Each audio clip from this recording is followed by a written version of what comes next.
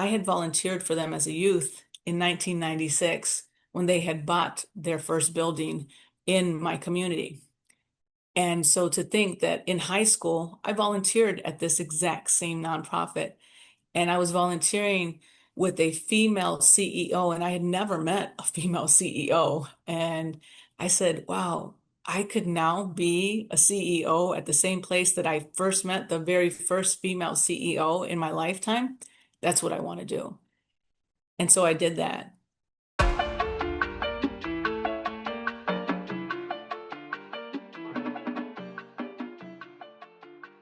My guest today is Laura Chavez, a proud Mexican Latina from Southwest Detroit.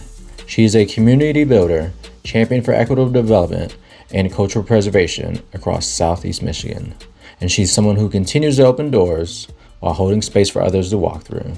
So let's get into it. This is Unapologetically Latina.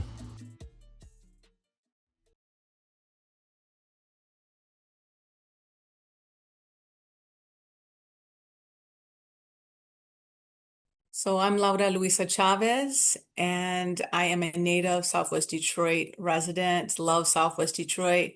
My family immigrated to Detroit on my mother's side in early 1900, probably about 1919, came here by way of Mexico City, looking for opportunity because Ford Motor Company had said that they had the $5 a day job.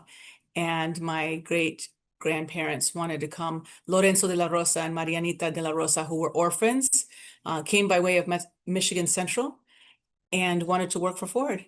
Unfortunately, Lorenzo never worked for Ford. He ended up being part of the day laborers that worked to build the Ambassador Bridge, which connects the United States with Canada, and also helped to rebuild the Belle Isle Bridge. So my family actually helped to build bridges in the United States.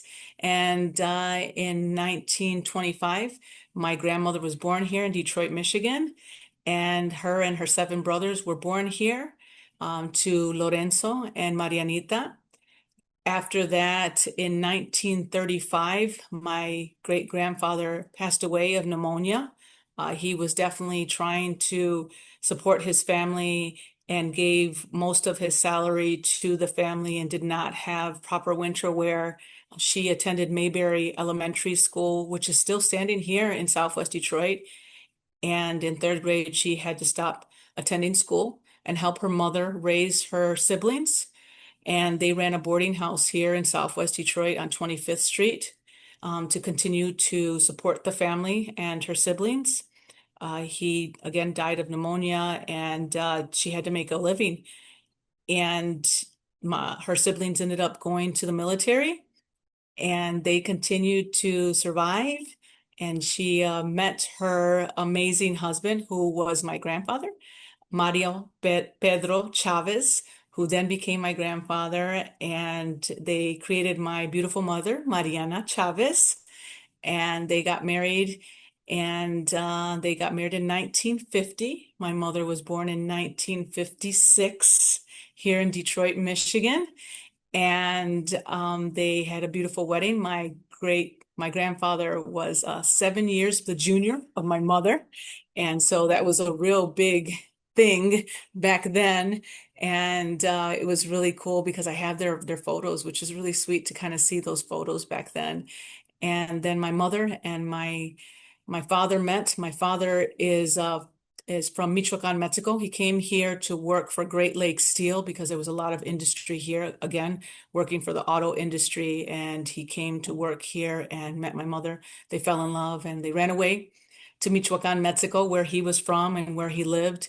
And they created five beautiful children, me being among them. So I was born in the United States because every time my mother was going to give birth, she was very, very, very concerned about giving birth in Mexico. She was very concerned about citizenship. And so when it was time to give birth, she would cross over to the United States and make sure that we were born as United States citizens. And then she would go back to Mexico where we lived as babies, as infants. And then after a few years of them being together, I want to say 5 or 6 years, She ended up coming back to the United States to live. They separated, and we lived here for the rest of our lives with my mother and my grandmother. And so we were raised for the remainder of our life here in Detroit. Was a foster child for a lot of my youth, as my mother was a single parent.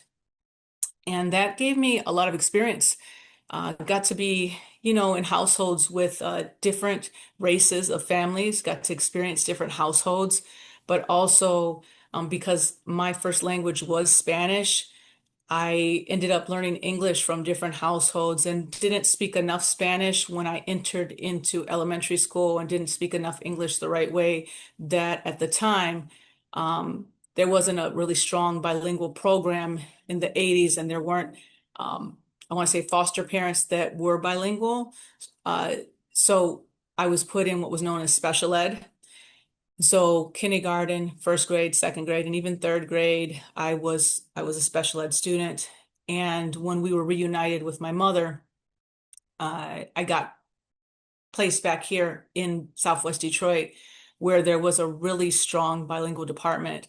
And there was an amazing teacher here in Ninus Elementary School, and she was an African American teacher.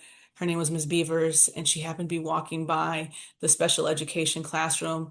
And for whatever reason, she said, that child does not belong there. And she took it upon herself to start reading with me, and she taught me how to read.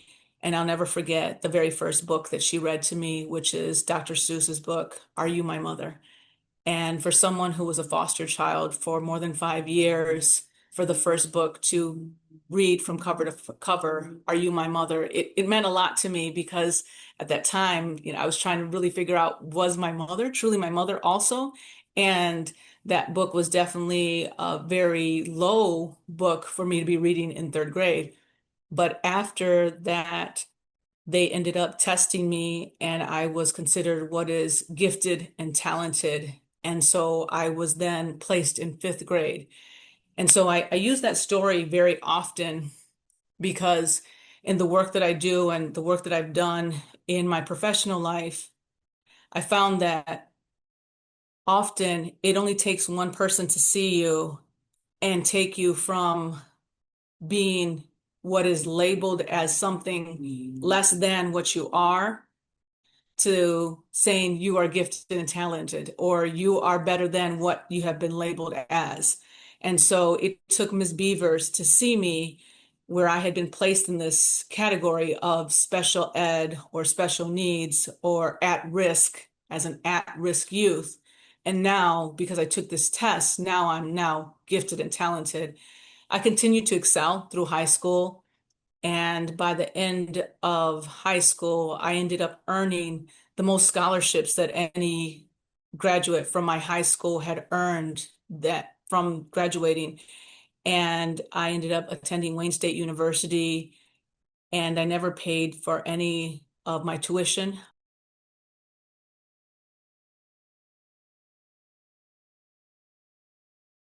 I rode my bicycle from Southwest Detroit to Wayne State University. And at that time in Detroit, it was not in the 90s safe to ride your bicycle from Southwest Detroit to Wayne State University. It was a little bit of a rough area. Now it's beautiful, but in the 90s it was not.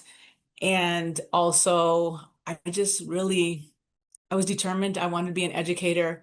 And I saw so many of my schoolmates that also spoke Spanish struggling to become educated, and I wanted to help them. I thought that if we became educated, if we earned our degree, they couldn't take that from us. And I figured that with an education, then we would be in positions to help other ones of us, and there would be more of us that could make policy, that could make change, that would be in positions to either promote, to protect, and preserve our culture, our community, and what was important to us. And so I wanted to be a part of that change. And, being an educator to me meant something. And so I did. I became a Detroit public school teacher, and I was really proud of that. Fortunately or unfortunate, I never taught in Southwest Detroit. There's a story that I tell very often as I was riding to school in the early morning. There was a homeless or maybe a vagrant person that I would see on a regular basis, and he would be out there really early, and it was probably at dusk.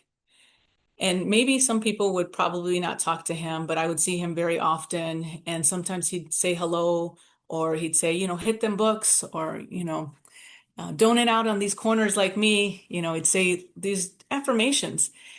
And so I'd greet him. I would actually acknowledge him. And then one day I would pack my lunch very often because, as you know, as a young college student, you usually don't have a lot of money. So I would pack my lunch, and I had an extra apple one day. And so I tossed him an apple. And as a cheesy young adult, I said, an apple a day keeps the doctor away. And so the next time that he saw me, he said, hey, y'all, don't mess with her. She's going to be someone someday.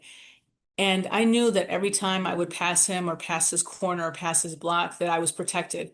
Where some people might have seen him as a threat or might have seen him as less than, or might have not even acknowledged him or, may have ignored him. I saw him as a human, and I treated him with respect and dignity. And I always used to tell my students that it's very important to acknowledge people, to give them dignity. And we never know what put that man there. We never know why he was there. But just treating him with dignity and respect allowed him to also treat me with dignity and respect and make sure that I was protected as I drove through probably one of the most dangerous parts of my ride to school in the early morning. And so I knew that I was protected. And sometimes, taking that extra moment to acknowledge someone is sometimes the extra moment that it takes for you to be protected. And so I think that in the city of Detroit, we have opportunity to take time to take care of others, and then those same people will ultimately take care of you. I love being from Detroit. I wear Detroit on my neck all the time. Everywhere I go, I represent my city. I represent my culture, and I represent it with pride. I love saying that Detroit has a beautiful Latino culture woven within the tapestry that is the city of Detroit. And a lot of people, when you go outside of the city of Detroit, they don't think of Latino culture being represented in city of Detroit, but we are. We're here. We've been here for over 100 years. There's a large community that is known as Southwest Detroit that has all 21 countries that are represented, whether it's Dominican, Ecuadorian, Honduras, Puerto Rican, El Salvador. We're all here. And we're proud. We're proud to be here. And a lot of it is because of the train station. And there were a lot of immigrant workers that came by way of that train station, but also we have the Ambassador Bridge and we have Canada. And so there's a lot of immigration that comes by way of Canada as well. And so this is a really great, there's a lot of automotive industry that was here and a lot of people that came to this amazing city to work, and a lot of immigrants that come here. And so there's a lot of opportunity and a lot of work. And so I've been lucky in working with a lot of that community, and a lot of the work that I've done in community has been in that space.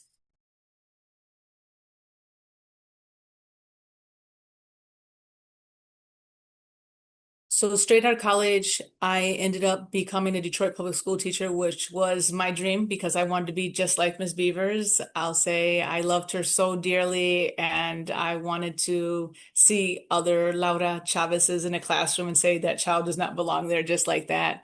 And so I was really proud to be able to also become a Detroit public school teacher. And still to this day, a lot of my former students tell me what an impact I made on their life. I was lucky enough to become a teacher at the age of 20. I taught sixth, seventh, eighth, ninth, and 10th grade at Detroit Edison Public School. I was really proud to do that, and I loved it. I loved it every single day of my life. And then Detroit Public Schools went through a really big transition. And so I transitioned out of Detroit Public Schools and I ended up going into banking, where I will tell you, I was really afraid to do that because all I knew was being a teacher. And my friend, I had a really good friend who shares the same last name as mine. And she said, Laura, you have great credit. And she said, you can talk. You talk a lot and you speak Spanish and people trust you. And in banking, people have to trust you. And the fact that you speak Spanish and you're dealing with people's money, trust is a huge factor. And if you can speak to them in their own language, that's going to be something that's very beneficial. So I would love to have you on my team. And so I ended up going to banking. I thought that I was going to bomb, but I ended up doing really, really well. I excelled. I went all the way up to the executive level, and I would be with the CEO of banking, and we ended up doing acquisitions, and I was really proud. I ended up being in corporate level banking and going to different states and being able to help our Latino communities and actually making very big decisions that ended up helping with loan documents and making sure that language access was part of loan documents. Because when people make investments in homes, that's probably one of the biggest decisions that they're making. And so to say we need loan documents to be in their language and to be able to make that decision and vote on it, that was important to me. But also to be a decision maker in those rooms, because far too often Latinos aren't in those rooms, but to be a Latina in those rooms and to be shoulder to shoulder with the CEO, that meant something. And I was really proud to have made it to that level. Then I went through this course that was paid for by the bank that I worked at, and it was called Leadership Detroit. And it was a group of amazing people from the city of Detroit and Metro Detroit area. And you got an opportunity to meet people that really wanted to learn about different layers within the city of Detroit. And after you went through that program, I will say a lot of nonprofits wanted to hire me. And when you go to work for a nonprofit, you really have to have it in your heart. You really have to be someone that's passion oriented, that really has community in your blood. And so I had quite a few nonprofits reach out to me. And just to name a few, Detroit PAL, which is a policing nonprofit, Police Athletic League of Detroit. I had LACED, which is one of the oldest social nonprofits, reach out to me. I also had Southwest Detroit Business Association reach out to me. And then I had the Michigan Hispanic Chamber of Commerce reach out to me. The one that I ended up choosing to me made the most sense because I knew that I had volunteered for them as a youth in 1996 when they had bought their first building in my community. And so to think that in high school, I volunteered at this exact same nonprofit, and I was volunteering with a female CEO, and I had never met a female CEO. And I said, wow, I could now be a CEO at the same place that I first met the very first female CEO in my lifetime. That's what I want to do. And so I did that. And in that role, I was able to work with the city of Detroit during the NFL draft. I was able to effectively advocate for Southwest Detroit businesses. I was able to advocate for language access within Southwest Detroit. I was able to advocate for infrastructure change within Southwest Detroit.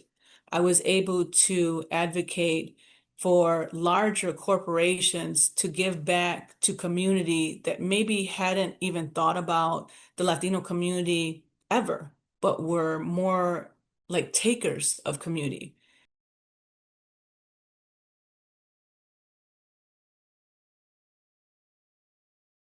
There was a massive water main break that happened just over a year ago in Southwest Detroit, a 54-inch water main break that affected over 1,500 residents in Southwest Detroit. And it was over 300 households that were impacted on the coldest day in February. I was launching a social media campaign to advocate for dignity because once they were displaced, they couldn't go back to their homes. Walmart came, I was able to get Walmart to donate 43,000 pounds of water to the impact area. That was a very large lift. Walmart also gave us two additional semi trucks of non-perishable items, including blankets, cleaning supplies, which were in high demand, diapers, towels, heaters for when the electricity did come back on, baby food. All of this was so necessary. Toothpaste, toothbrushes, socks, undergarments, things that were just necessary. We were so grateful to it. We had people as far as Saginaw, Michigan, Bloomfield Hills. We had Flint. We had PTAs coming. I had launched a social media campaign on LinkedIn, Facebook, anywhere, Instagram that was watching, and people were coming far and wide donating. We were so lucky. We had nonprofits from all over just coming to our rescue. It was a beautiful thing. And I was really, really proud of the work that we were all doing. And it, like I said, it was not just me, but definitely it was community, and it was the purest form of community coming together. And it was very tragic to see that on March 21st, the nonprofit that I worked for at the time felt that it was not in their mission to no longer be spearheading that work, despite the fact that one of our state representatives awarded me a proclamation.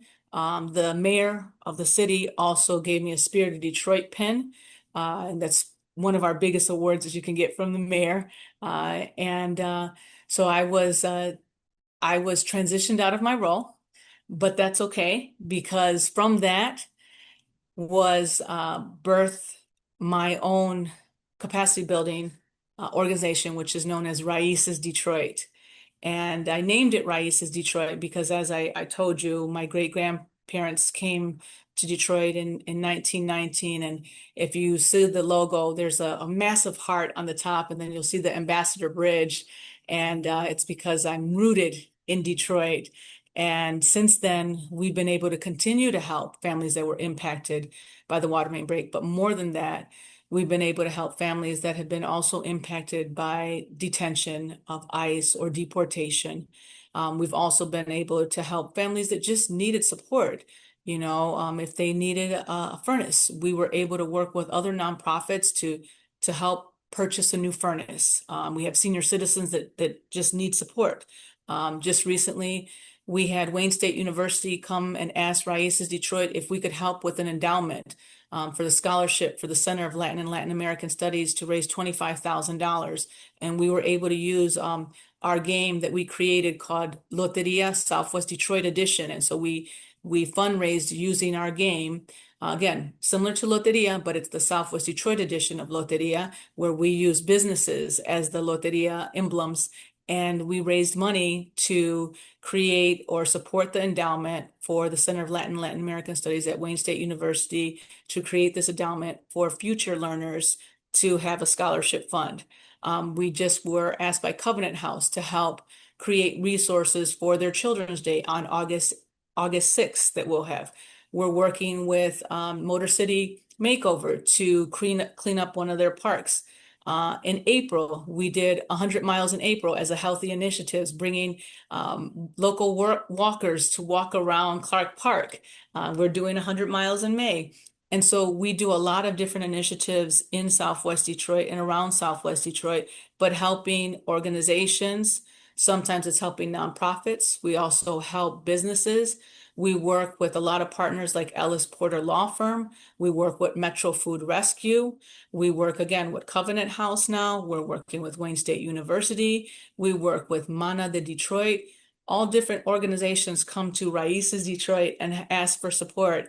And none of that would have been possible had I not branched out on my own. And I'm really proud because Raíces Detroit is one person, Laura Luisa Chavez. And I know that my viejita, Laura de la Rosa would be so proud of me. And so sometimes you'll see, well, very often you'll see me wear this little red pin. And when I was little, I always wanted to be a de la Rosa because my grandma's name is Laura de la Rosa, which is of the rose. And so I wanted to be Laura de la Rosa, and I was Laura Chavez. And I would say to my mom, why am I not a de la Rosa? And so sometimes I channel my de la Rosa energy. And so when you see this pin, just know that I'm channeling my de la Rosa energy. And that's my viejita, my tesoro, my treasure, which is her. So yeah.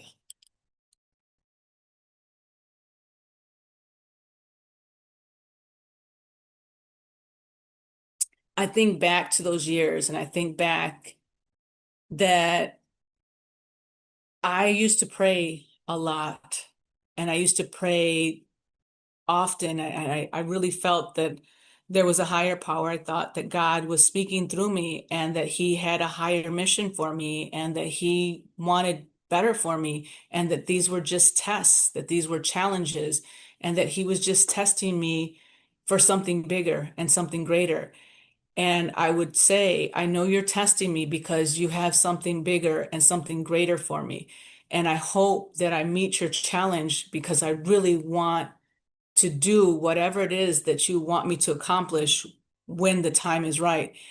And I hope that I meet your challenge now because I want to be ready for when the time is right.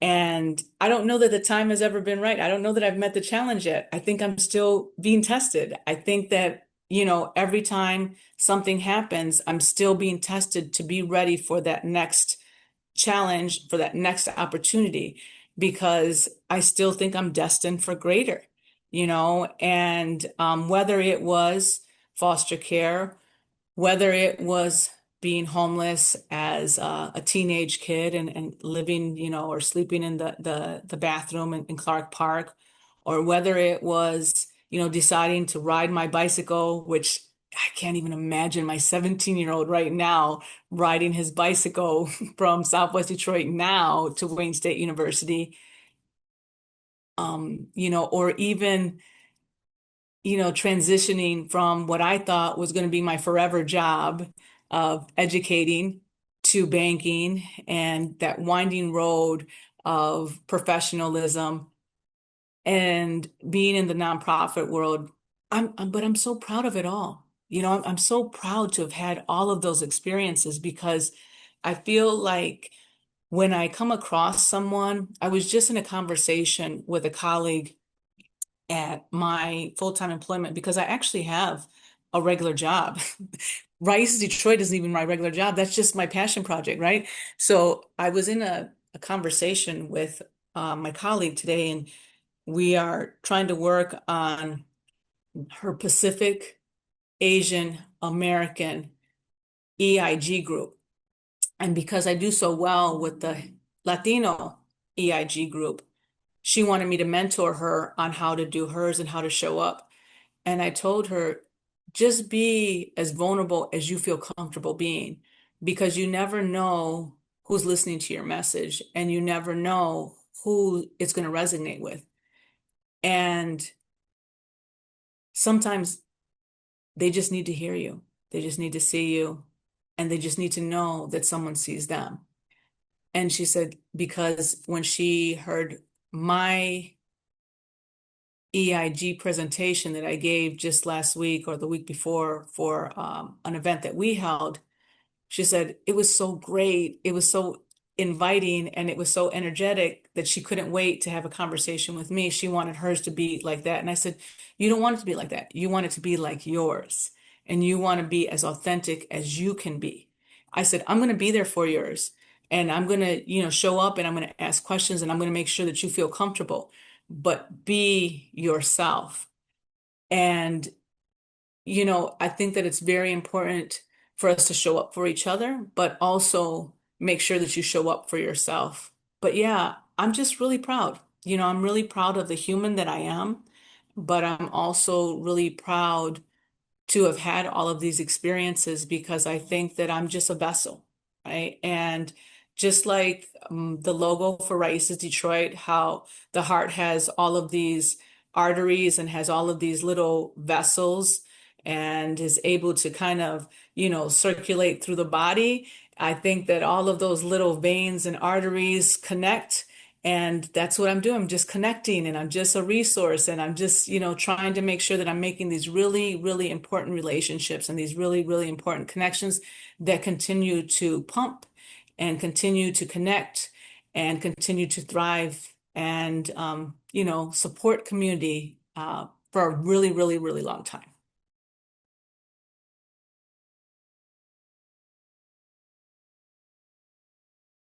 So you can find Raíces Detroit on Facebook, Instagram, and we just started our LinkedIn page. So it's Raíces Detroit. Again, we're on LinkedIn, Facebook. We have a website as well. You can follow us, you can donate. Again, we are a capacity building organization. We help community, we help residents, we help nonprofits, we help businesses. And we did create the Loteria Southwest Detroit edition, but we do a whole bunch of amazing things, and we're really proud of the work that we're doing. And hope that you follow us and see the exciting things that we're doing and more to come. Thank you so much for your support. Adios. You can also follow me, Laura Chavez, on LinkedIn. I am on LinkedIn as well, Laura Chavez on LinkedIn. And again, Laura Chavez or Raíces Detroit, or you can do both, Laura Chavez and Raíces Detroit on LinkedIn. Music. Donuts on the beat.